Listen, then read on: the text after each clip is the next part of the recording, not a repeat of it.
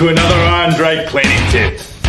I want to show you another beautiful efficiency for your COVID isolation.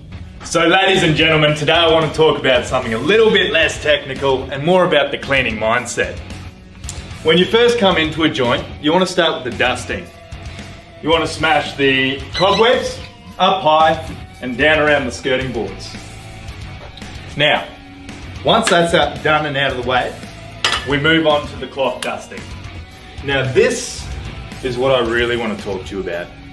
Working from top to bottom and left to right.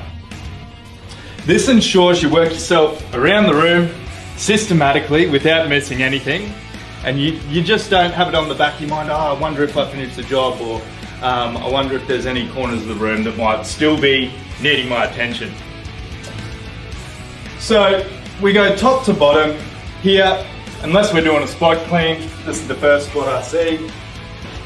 Top to bottom, and just within arm's reach, you're working your way around. So roughly, that section's done now. I'm moving on to this section. So that's it, guys. Working from top to bottom, left to right. Remember, dust falls from top to bottom, so ensure you never have to go over the same surface twice.